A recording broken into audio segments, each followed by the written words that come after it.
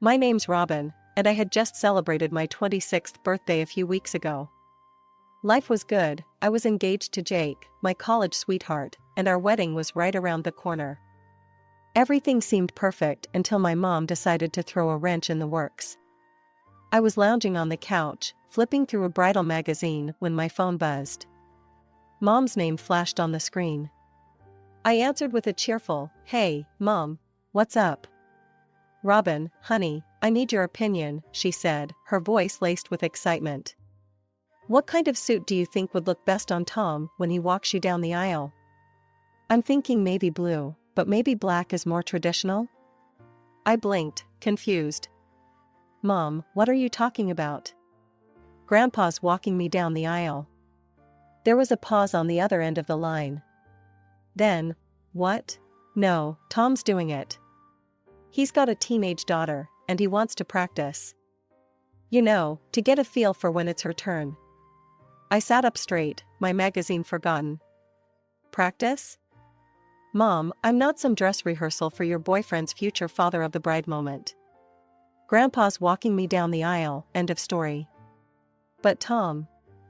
"I don't care about Tom," I shouted, surprising myself with the intensity of my anger. "I'm not going to be his guinea pig. If he wants to practice so badly, tell him to find some other wedding to crash." "Robin Elizabeth Carter, you listen to me." I hung up. The phone immediately started ringing again, but I ignored it, tossing it aside as if it had burned me. As I sat there, my heart pounding, memories started flooding back. Dad's face, his warm smile, the way he used to swing me around in the backyard. He'd died when I was 10, leaving a gaping hole in our lives that Mom had desperately tried to fill. I remembered the parade of men that followed, all truckers from the transportation company where Mom worked. She'd bring them home, introducing each one as the one, her future husband, my future stepfather. But they never lasted long. Mom was intense, clingy. She'd scare them off, and then the next one would appear, another Mr. Right in a never-ending cycle. As I sat there, lost in memories, I couldn't help but remember how I'd sought refuge with my grandparents during those tumultuous years. They were my safe haven, a stark contrast to the chaos at home. I was about 13 when things really started to get out of hand. One day, I came home from school to find Mom in a screaming match with some woman I'd never seen before. "You home-wrecking bitch," the stranger shrieked, her face red with fury. "That's my husband." Mom, never one to back down, fired right back. "He told me he was single. Don't blame me for your marital problems." And there, lounging in our ratty armchair, was Mom's latest boyfriend. I think his name was Dave or Dan, I honestly couldn't keep track anymore. He was watching the two women fight with a smug grin on his face, like it was some kind of twisted entertainment. I stood frozen in the doorway, my backpack slipping off my shoulder. "Mom?" I called out weakly. Both women whirled to face me. The stranger's eyes widened, then narrowed. "Is this your daughter?" she spat at Mom. "Does she know what kind of woman her mother is?" "Leave her out of this," Mom yelled back. Dave Ordand finally stood up. Ladies, he drawled. "No need to fight. There's plenty of me to go around." The stranger let out a strangled scream and lunged at him. I took that as my cue to bolt, locking myself in my room until the shouting stopped. That night, I heard Mom crying through the thin walls of our apartment. Dave Ordan had left with his wife, and Mom was alone again. As I grew older, things didn't get better. By the time I was 15, I was doing everything I could to avoid being home. It wasn't just the revolving door of Mom's boyfriends anymore, it was the way they looked at me. I remember one guy, Rick, eyeing me up and down as I grabbed a snack from the kitchen. "Your girl's filling out nicely," he told Mom. Mom just laughed. "She takes after me," she said proudly, completely oblivious to how uncomfortable I was. I started spending more time at the library, at friends' houses, anywhere but home. But Mom didn't get it. She'd call me selfish for not wanting to hang out with her and her latest flame. "Robin, honey," she said one day, "come meet Jeff. He's great with kids." We could be such a happy family, the three of us. I looked at Jeff, saw the way his eyes roved over me, and felt sick. No thanks, I muttered, retreating to my room. That night, I called my grandpa. Can I come stay with you for a while? I asked, trying to keep the desperation out of my voice. Of course, sweet pea, he said without hesitation. You're always welcome here. It didn't take long for my grandparents to notice something was wrong. One evening, as we sat around their kitchen table, the words just tumbled out of me.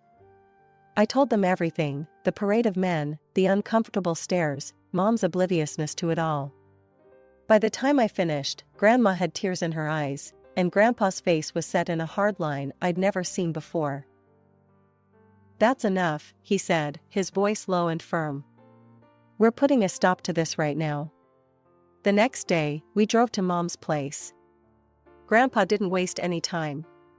Carol, what you're doing is immoral and dangerous. You're bringing strange men into your home with a young girl present. Do you have any idea what could happen?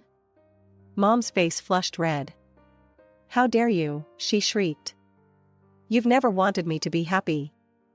You're trying to ruin my life. Your life? Grandpa shot back. What about Robin's life? What about her safety? Robin's fine, Mom insisted. She's just being dramatic. So what, you're going to take her away from me, is that it? Grandpa nodded. Robin's coming to live with us. You can sort out your personal life without putting her at risk. Fine, Mom spat. Take her. It'll be easier to find a good man without a teenager cramping my style anyway. Her words hit me like a punch to the gut. I'd known, deep down, that Mom saw me as a burden sometimes, but hearing her say it out loud, it hurt more than I'd expected. Grandma squeezed my shoulder. Go pack your things, sweetie, she said softly. I nodded, heading to my room in a daze. As I threw clothes into a duffel bag, I could hear Mom and Grandpa still arguing in the living room. When I came back out, Mom was standing by the door, arms crossed. So this is it, huh, she said. You're choosing them over me? I looked at her, really looked at her, maybe for the first time. She seemed smaller somehow, more fragile. For a moment, I saw the scared, lonely woman behind the brash exterior. I'm choosing me, Mom, I said quietly. I hope someday you'll understand that. She didn't answer, just turned away as I walked out the door with my grandparents. As we drove away, I watched my childhood home disappear in the rearview mirror. I didn't know what the future held, but for the first time in years, I felt safe. Living with my grandparents was like stepping into a different world. Gone were the late-night arguments, the parade of strange men, and the constant tension. Instead, I found myself surrounded by love, stability, and support. I still went to the same school, saw the same friends. But everything felt different, better. I could focus on my studies without worrying about what, or who, I'd find when I got home. Mom was Mom. She'd call occasionally, usually to talk about her latest boyfriend or to complain about work. She rarely asked about me, and when she did, she didn't seem to really listen to the answers. When graduation day rolled around, I was surprised to see her there. She sat with my grandparents, looking uncomfortable and out of place. You look nice, honey, she said after the ceremony, giving me a quick hug.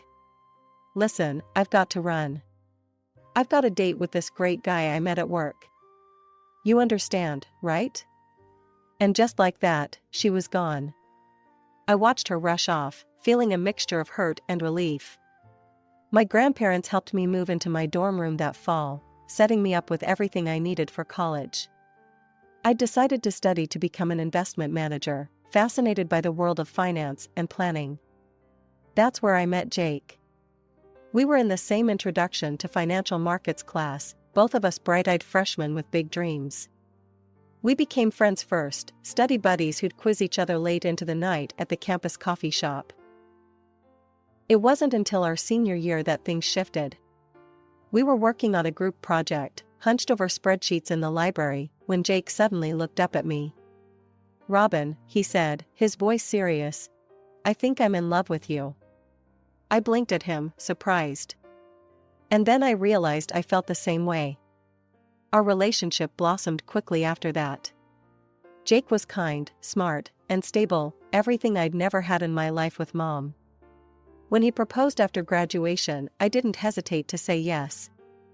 I saw Mom a few times during those years, usually when I'd stop by her place during breaks. Her new boyfriend, Tom, was always there, younger than her, with slicked back hair and a cocky grin. "Robin, this is Tom," Mom had said, beaming. "He's got a daughter, 7 years younger than you. Isn't that great?" I'd smiled politely, not sure what to say. Tom had looked me up and down in a way that made me uncomfortable, reminding me of all those boyfriends from years ago.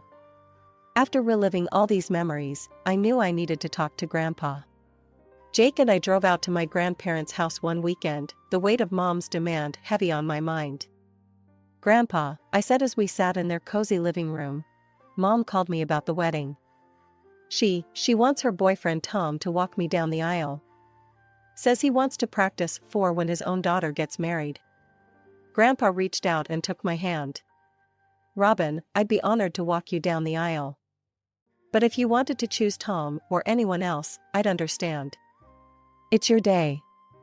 I shook my head, feeling tears prick at my eyes. "There's no choice to make, Grandpa. It's always been you." Jake, sitting next to me, squeezed my other hand. "I support whatever Robin wants," he said. "She's told me about everything you've done for her, sir. I can't think of anyone better to give her away." Grandpa smiled, his eyes suspiciously moist. "Well then," he said, his voice gruff with emotion, "I guess we'd better start practicing our walk, hadn't we?" As we all laughed, I felt a wave of love and gratitude wash over me. This was my real family, the people who'd stood by me, supported me, loved me unconditionally. And in a few short weeks, I'd be adding Jake to that family officially. I thought I'd put an end to Mom's ridiculous demands, but apparently, I'd underestimated her determination. The calls kept coming, each one more insistent than the last. "Robin, you need to reconsider," Mom pleaded one evening. "Tom's really upset. If you don't let him walk you down the aisle, he might leave me." "Then maybe he's not the right guy for you," I snapped, my patience wearing thin. "Look, I'm busy planning my wedding. Can we please drop this?" There was a pause on the other end of the line. When Mom spoke again, her voice was cold. "Fine. If that's how you want to play it, I won't come to your wedding at all." Something inside me snapped. "You know what? Fine. Don't come. It's not like you've been a real mother to me anyway." I hung up before she could respond, my hands shaking. Part of me felt guilty for lashing out, but a bigger part felt relieved. Like I'd finally said what I'd been holding back for years. Days passed, and I started to think maybe that was the end of it. Maybe Mom had finally gotten the message. I threw myself into wedding planning, grateful for the distraction. But then, about a week later, I was at work when my boss, Mr. Johnson, called me into his office. As soon as I walked in, I knew something was wrong.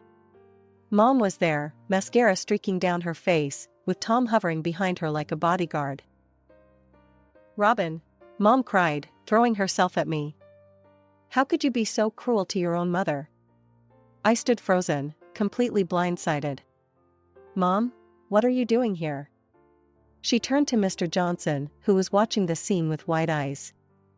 "Mr. Johnson, you have to talk some sense into her. She's breaking her poor mother's heart." Mr. Johnson stammered, clearly out of his depth. Mom barreled on, gesturing wildly between herself and Tom. "She won't let her parents walk her down the aisle at her wedding. Can you believe it? After everything we've done for her. Please, make her listen to reason." Before anyone could say anything else, Mom grabbed Tom's arm and stormed out of the office, slamming the door behind her. The silence that followed was deafening. Mr. Johnson leaned back in his chair, his expression a mix of concern and curiosity. "Robin, I think you owe me an explanation. What exactly is going on?" Haltingly, I began to explain about my childhood, about living with my grandparents, about Mom's revolving door of boyfriends. I told him about her insistence that Tom walk me down the aisle, and my refusal. To my surprise, Mr. Johnson's face softened as I spoke. When I finished, he let out a long sigh. "You know, Robin, your mother reminds me a lot of my ex-wife," he said, shaking his head. "I divorced her because of similar, dramatic tendencies. Always making everything about her, never considering how her actions affected others." Relief washed over me. "So, you understand?" He nodded. "I do. And I want you to know that I'm on your side here. Your wedding day is about you, not your mother or her boyfriend." I felt like a weight had been lifted off my shoulders. "Thank you, Mr. Johnson. I really appreciate that." However, he continued, his tone turning serious, "We can't have scenes like this at the office. It's unprofessional and disruptive. I need you to handle this situation, Robin. Make sure it doesn't happen again." As I left Mr. Johnson's office, relief gave way to anger. How dare Mom show up at my workplace like that? She could have cost me my job. My first stop was the security desk. I explained the situation to Dave, the head of security, showing him a picture of Mom and Tom on my phone. "These two are not to be allowed in the building under any circumstances," I said firmly. "If they show up, please call the police immediately." Back at my desk, I opened my email, my fingers flying over the keyboard as I typed out a message to Mom. "Mom, your behavior today was completely unacceptable. You had no right to show up at my workplace and cause a scene. You could have jeopardized my career with your selfish actions. I've tried to be patient with you, tried to explain my feelings, but you refused to listen. So let me be crystal clear, you are no longer invited to my wedding. Neither is Tom. I'm asking you, no, I'm telling you, to stay away from me. Don't call, don't email, don't show up at my work or my home. If you can't respect my boundaries, I'll have no choice but to take legal action. Robin." I hit send before I could second-guess myself, then sat back, feeling drained but oddly liberated. That evening, I told Jake what had happened. He wrapped me in a tight hug. "I'm so sorry you had to go through that," he said. "But I'm proud of you for standing up for yourself." We called my grandparents and Jake's parents, explaining the situation. To my relief, they all supported my decision. As Jake and I went through our wedding guest list that night, crossing off Mom and Tom's names, I felt a mix of sadness and relief. Our wedding would be smaller now, but it would be filled with people who truly loved and supported us. "Are you okay?" Jake asked, squeezing my hand. I looked at him, at the love and concern in his eyes, and felt a wave of gratitude wash over me. "Yeah," I said, squeezing back. "I really am. And I meant it." For the first time in a long time, I felt like I was taking control of my life, setting boundaries, and surrounding myself with people who genuinely cared about me. It wasn't how I'd imagined my wedding planning would go, but somehow, it felt right. The day I'd dreamed of for so long had finally arrived. I stood at the chapel doors, my heart fluttering with excitement.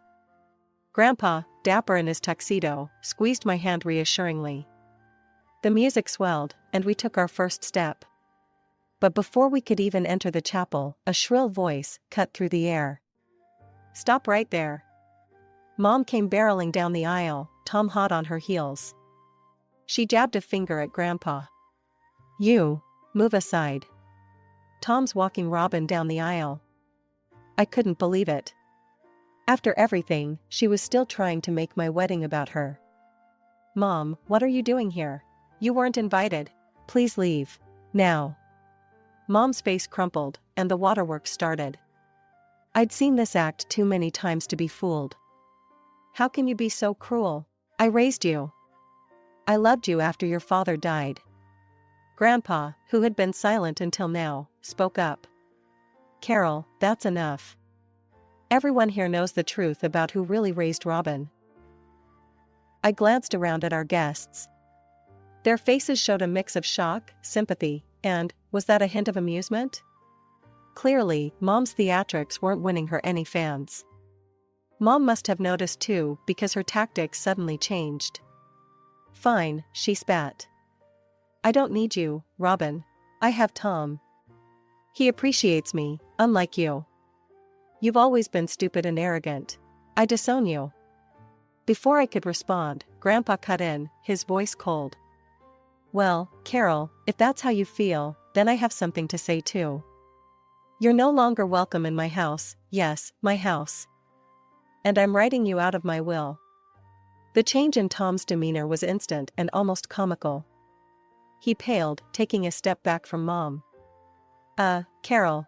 Sorry, but I didn't sign up for all this drama. Plus, without the house and inheritance, well, let's just say, I think I'd be better off finding a younger girlfriend. We're done." Mom's face contorted with rage. She let out a wordless scream, grabbing at her hair. "You're all against me. How dare you? I'll show you." Before she could finish her threat, 2 police officers who had been quietly called by one of the guests appeared at her side. "Ma'am, I'm going to have to ask you to come with us," one of them said firmly. As they led Mom away, her shouts echoing through the chapel, I felt a strange mix of emotions, relief, sadness, and oddly enough, a bit of pity. This was rock bottom for her, and part of me hoped it might finally be the wake-up call she needed. 30 minutes later, after I'd had a chance to touch up my makeup and calm my nerves, I once again stood at the chapel doors with Grandpa. As we walked down the aisle, I saw Jake waiting for me at the altar, his face full of love and concern. Our eyes met, and suddenly, all the drama of the past hour faded away. This was our moment, and nothing, not even my mother's antics, could take that away from us. The ceremony was beautiful, filled with laughter and happy tears. And as Jake and I shared our first kiss as husband and wife, I knew that whatever challenges life threw our way, we'd face them together, surrounded by the love and support of our true family. During the reception, guest after guest approached us, offering words of support and condemning my mother's behavior. "You handled that like a champ, Robin," my college roommate said, hugging me tight. "Your mom's got some nerve," Jake's uncle grumbled. "But you showed her what real class looks like." And as Jake and I drove off to start our honeymoon, I felt a sense of peace settle over me. The drama with Mom was behind us now.